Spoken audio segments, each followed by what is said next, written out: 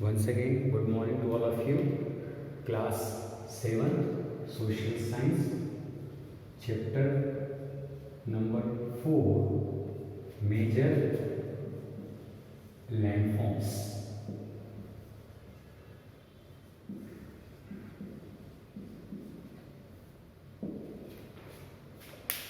Chapter number 3 हमने question answers कर लिए, मैंने आपको असाइनमेंट में भी भेज दिए। चैप्टर नंबर 2 के मेरे पास रिक्वेस्ट आई थी, तो हमने 2 के भी सारे क्वेश्चन आंसर्स कर लिए हैं। अब हमारा चैप्टर नंबर 4 जो थोड़ा सा बचा हुआ था, हम पढ़ चुके थे depositional work and erosional work, है ना, क्यू तक हो गया था हमारा। नाउ पेज नंबर 30 हमने पढ़ लिया था वर्क ऑफ करंट्स और वेव्स। सबसे पहले ये क्लिफ बनाती है, सी आर्च बनाती है ना, सी स्टॉक बनाती है और सी केव बनाती है। यहाँ तक हमारा कंप्लीट हो गया था। अब आता है डिपोजिशनल वर्क। डिपॉजिट होना मतलब जमा होना।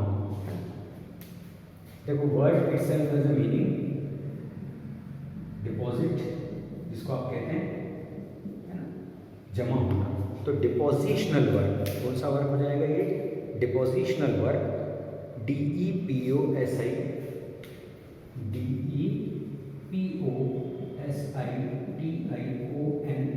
Depositional work. किस तरीके से?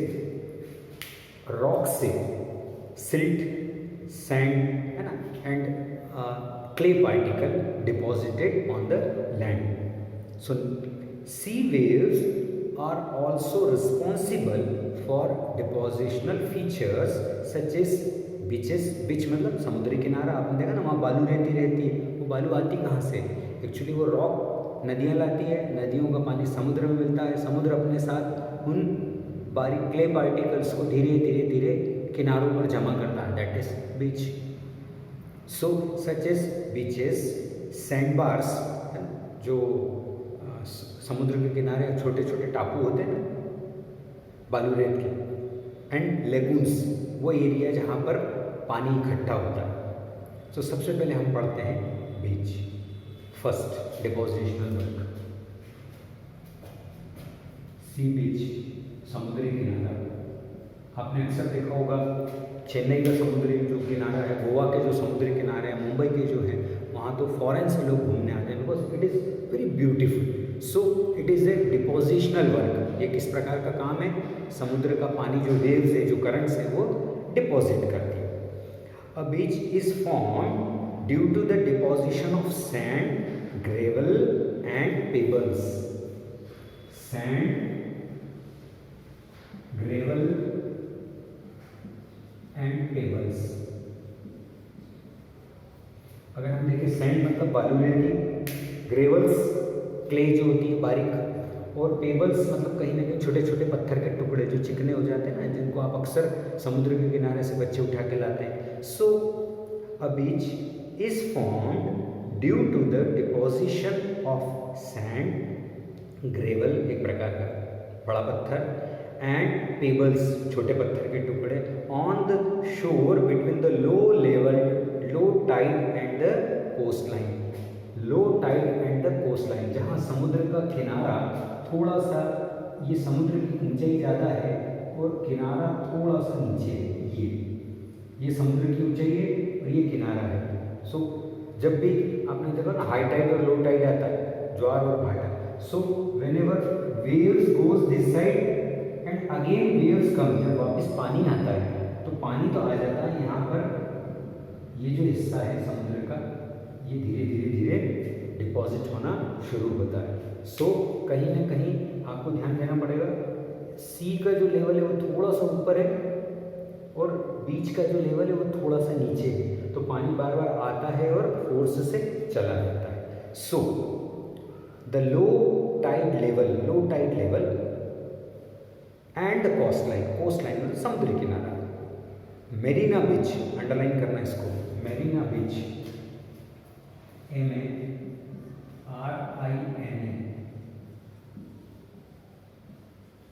Mirena beach in Chennai is one of the famous beaches in India. सबसे फेमस, बहुत लंबा है, बहुत सुंदर है। और ये जो सैंड और ग्रेवल्स हैं इनकी वजह से, क्योंकि आपने देखा होगा सैंड के अंदर सिलिकॉन के टुकड़े होते हैं कहीं ना कहीं, जिससे आप कांच जैसे चमकते हैं, इसलिए जब इसके ऊपर धूप पड़ती है और पानी होके निकलता है तो बड़ी सुंदर उसकी एक छवि, एक इमेज बनती है। Second, sand bars of first beach, second sand bars.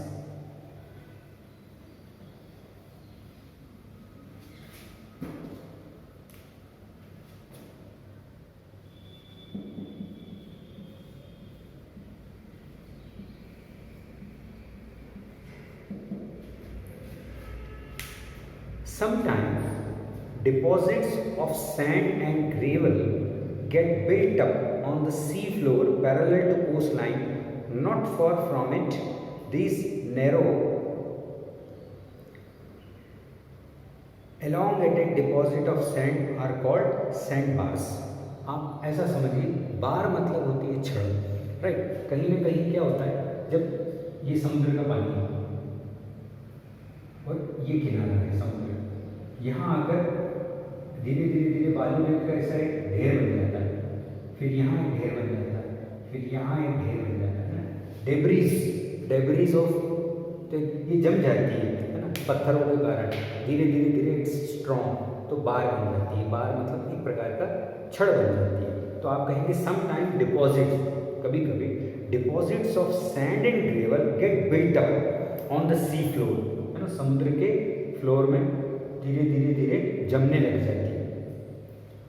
Parallel to the coastline के parallel, not far from it, बहुत ज़्यादा दूर नहीं है, यहीं आसपास समुद्र के किनारे के आसपास। एलोंगेटेड, द नेरो मतलब छोटी, एलोंगेटेड मतलब थोड़ी सी खिंची हुई।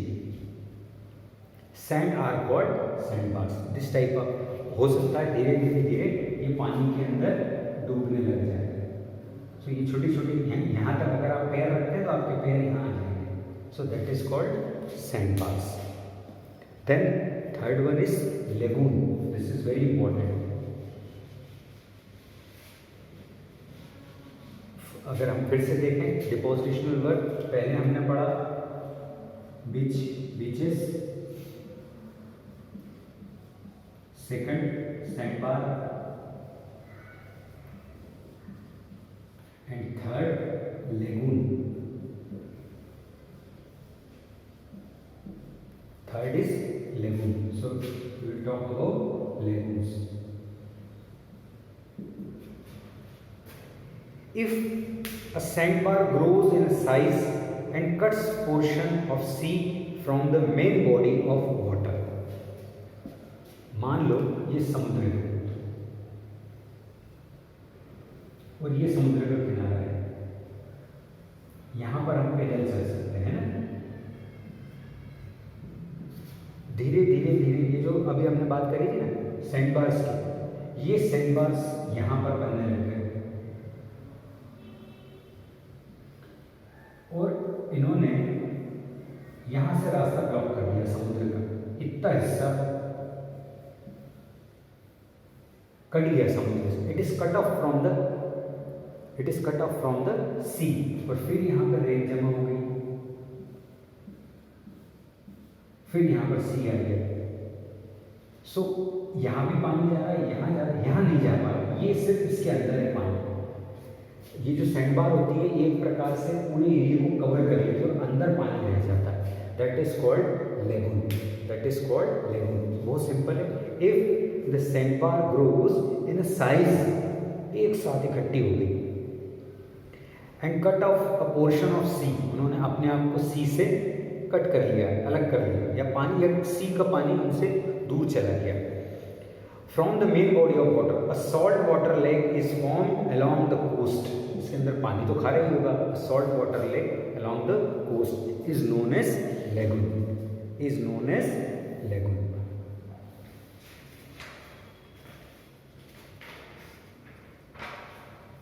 आप इसका फिगर देखें, बहुत सुंदर दिया हुआ है, आपको समझ में आ जाएगा देखिए मैंने जैसा फिगर बनाया ना, ये देखिए इसके आसपास एक बाउंड्री टाइप बन गई। ये जो बाउंड्री है ये कल की बनी है, कहीं ना कहीं ग्रेवल्स की, सैंड बार्स की, है ना। ये इस तरफ भी बन गई है, ये पीछे भी समुद्र है ना, ये दिख रहा है आपको पीछे समुद्र। और ये एक प्रकार से एक कटोरी में अलग से कट के अलग रहेगा ना, कट गया, cut off, that is lagoon.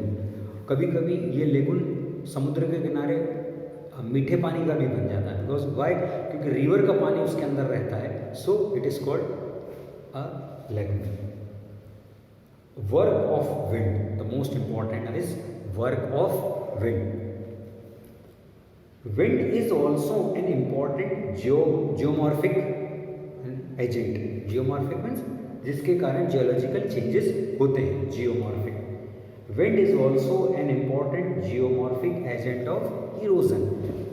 Wind भी अपने आप में एक बहुत बड़ा कारण है इरोजन का। फिर से कह रहा हूँ, what do you mean by erosion? Erosion means the top soil layer, top soil layer moves from one place to another place. Top soil layer moves from one place to another place. एक जगह से दूसरी जगह चली जाती है। तो इसमें सबसे बड़ा reason wind and water.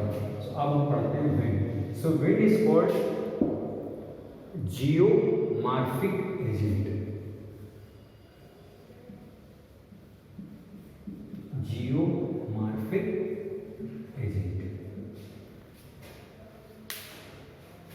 Wind is also an important geomorphic agent of erosion. ये भी एक हवा भी एक कारण है मिट्टी को एक स्थान से दूसरे स्थान ले जाने का।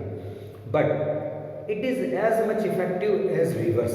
It is as much effective as, जितना प्रभाव पानी डालता है उतना ही प्रभाव हवा भी डालती है। And sea wind is comparatively a minor agent because the low density of air as compare to the rock. सीधी सी बात है, हवा उतने बड़े पत्थर नहीं ले जा सकती है जितने पानी ले जाती है। भाई पानी में बड़े पत्थर आसानी से बह सकते हैं, पानी में बड़े पत्थर आसानी से टूटते हैं, हवा में बड़े पत्थर एकदम नहीं उड़ पाते हैं या टूट पाते हैं। But air is also an important agent of erosion. Wind works as an active erosional agent in the desert area, specially in desert. जैसे राजस्थान में देखा होगा ना, धूल भरी आंधी चलती है, हमारे घर के आगे एकदम है ना चादर सी बिछ जाती है धूल की। तो जहाँ डेजर्ट एरिया है, जहाँ सॉइल बिकम्स लूज, है ना, खुली हुई सॉइल है, वेयर सॉइल बिकम्स लूज, वहाँ पर सबसे बढ़िया एजेंट है एयर। एयर अपने साथ मिट्टी उड़ा के ले जाती है। So wind works as an active erosional agent in the desert area, most important in desert area. So we have learned about sea, river water, sea water and air. Now erosional landforms, हवा की वजह से किस प्रकार के landforms बनते हैं? सबसे पहला बनता है मशरूम रॉक। ओके, ये फिगर देखने के बाद ही आपको लगेगा बहुत सुंदर है फिगर। ये मशरूम रॉक, ये मशरूम का शेप है। आप देखिए यहाँ से और यहाँ से, दो जगह से हवा ने काट के इसको पतला कर दिया, ऊपर वाले हिस्से को मोटा रहने दिया। This is the air. हवा के काटने की वजह से इसका शेप मशरूम जैसा हो गया, जिसको हम इन जनरल वे एरिया से ना कुकुरमुत्ता। तो मशरूम का शेप कुछ इस प्रकार से होता है।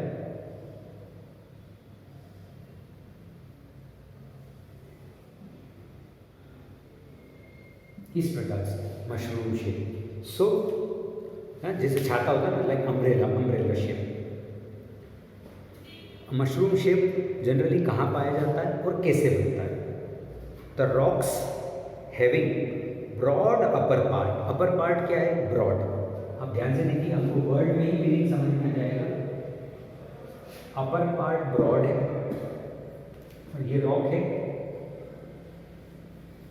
रॉक का जो अपर पार्ट है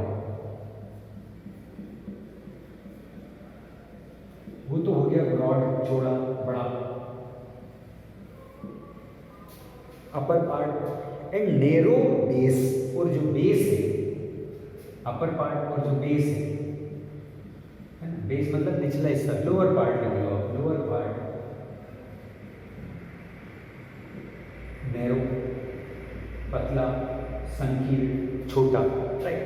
तो ये इस टाइप से हो जाएगा। ये तो हो गया बेस, पतला, और ये जो हो गया broad.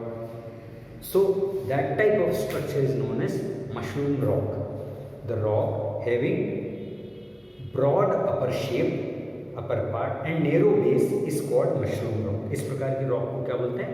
Mushroom rock. It remembers the shape of mushroom. ये हमको resembles मतलब किससे मिलती है? Resembles एक वर्ड है, इंग्लिश में भी बहुत काम आएगा आपको। resembles, RESEMPLES, RESEMBLES,